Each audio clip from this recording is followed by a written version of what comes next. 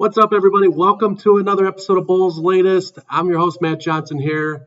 Wanted to dive right in. We have a blockbuster trade opportunity here, a four-team trade scenario that would send MVP Giannis Antetokounmpo to the Toronto Raptors, and it would also involve the Los Angeles Lakers and the Chicago Bulls. So this is a very fun scenario. It has been rumored within the last few days that Giannis Antetokounmpo is now gaining steam towards heading to Toronto. If you look at the odds, the Bucks are still the favorite to retain Giannis Antetokounmpo.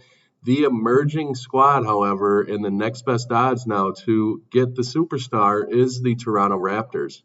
It'll be a fun thing to watch here where the two-time MVP lands. Milwaukee, it makes sense for him to stick around. However, if they wanted to move on from him, Toronto is a spot that has some young talent there. So pairing him there in the sixth and a big market in Toronto there would be fun and interesting. Diving right into the trade details here.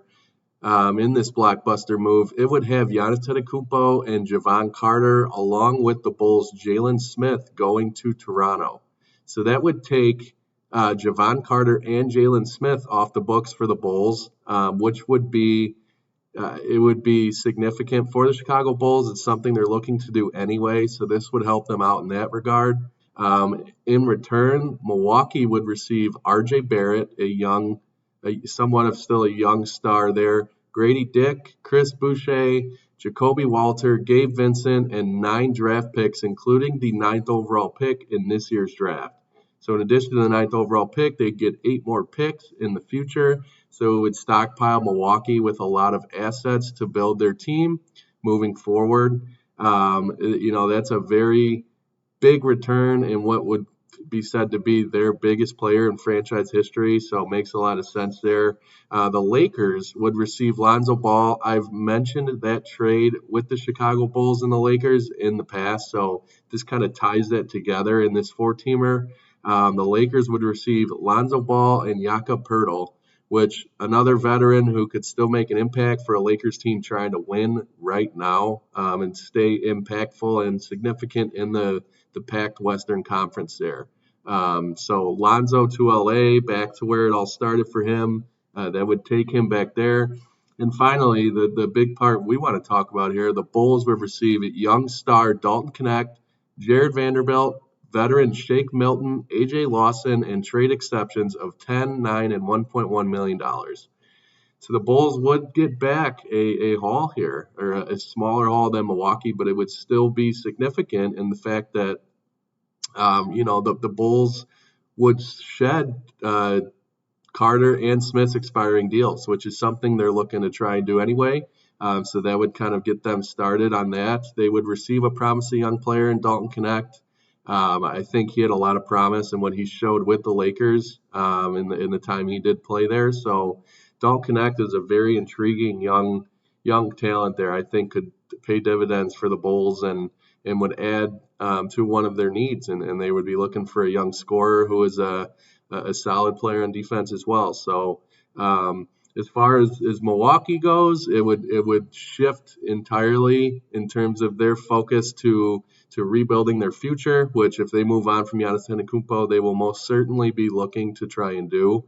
And like I said, the Raptors would receive a superstar, two-time MVP Giannis Antetokounmpo to the sixth there to Toronto. That would be a big move for that organization who, to be quite honest, has slowed down a bit since Kawhi Leonard departed from Toronto there. They've had a few awesome years. They've won that championship and put themselves on the map and now have kind of slowed down in what is to be a weaker Eastern Conference. So this would immediately put them in the conversation to be, one of those top 6 teams in the Eastern Conference. I think if Giannis Antetokounmpo goes there, obviously you got Drake with all the hype and what he would bring to a move like that, and that would most certainly continue to fill seats up in Toronto.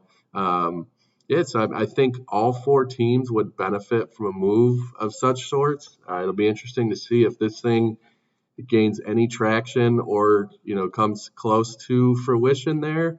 Something fun to put together, and it has been reported in a few different areas here that this trade is a possibility. So keep an eye on these 4 teams, and obviously we will be looking at what's going to go on with Giannis in particular all offseason long.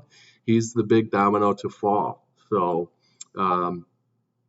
keeping an eye on that as things move forward here.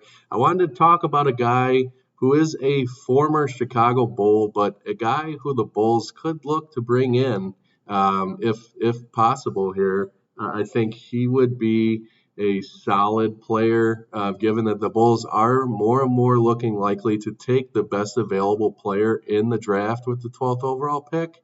I've featured some centers there that I would love to see the Bulls select with that 12th selection, most notably Derek Queen out of Maryland there. But if they go best player available, choose a guard, Daniel Gafford makes a ton of sense in making him a Chicago Bull once again. Obviously, he played for the Bulls from 2019 to 2021 for those 2 seasons, was a very impactful player. I think he played a lot of relative and solid minutes for that team in his tenure here. So after obviously his time with Chicago, he went back to another organization in the Washington Wizards before eventually ending up in Dallas, where he still is today. I think bringing in a guy like Gafford, who has experience in the organization already, would it would allow them to build in other areas there while adding another piece to build upon with a solid forward presence there. I think he would be a rim protector who is also a solid rim runner there. He's very aggressive when it comes to playing inside, and I think he would provide that presence that the Bulls are ever so missing at the moment. I think he's a very dynamic player. I think he also fits the Bulls' timeline when it comes to what they're trying to do in the longer term here. He's on an expiring contract, so plugging him in until you can kind of get things figured out with what's going to happen with Vooch and some of these other young guys that could possibly be taken in the draft, and just to see what direction they had there. I think Gafford is a solid choice there when it comes to picking at a little bit of depth there and picking up a player who could make an impact right away next season. I think that's something we should revisit once again as things move closer, and we'll take a look at kind of what is transpiring with the name of Daniel Gafford and what his future could look like in Chicago. Next, I wanted to dive into a name that has brought up a lot of, raised a lot of eyebrows, so to speak. He's been in the news for all the wrong reasons in the past few years, was once the biggest name coming out of college basketball as far as I can remember in my 27 years. He was the guy coming out of Duke. He obviously had these crazy viral videos go on throughout high school of him with these crazy dunks, and the hype on this guy, Zion Williamson, was tremendous. He's unfortunately not lived up to his hype in New Orleans, and that begs the question, are they going to move on from him? Are they looking to trade Zion Williamson?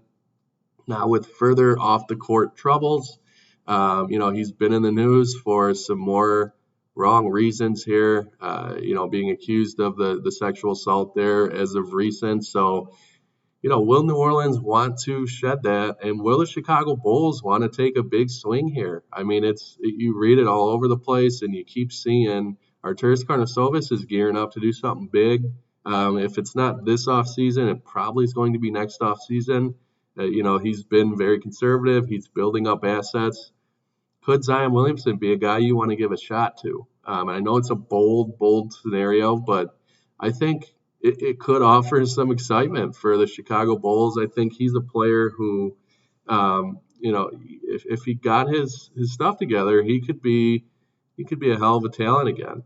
He certainly has showed that in his time at Duke, and he's had some flashes in New Orleans, not many. It's been a pretty tumultuous failure in New Orleans for him, but sometimes a guy needs a change of scenery to revitalize his career, and Chicago could be that. I just think I think a package for him would look something like Nikola Vucevic and probably Kobe White. You would probably have to send two guys to New Orleans for him. I know that will create a lot of backlash in the Chicago Bulls fan base, I'm sure. Why would you bring a guy in like Zion Williamson with all this baggage and these problems? And I mean, it could turn out, to be something that could turn out in the future for the Bulls in a positive way. It often takes a big swing by an organization to change your fortune there, and that's kind of where the Bulls are sitting. They need to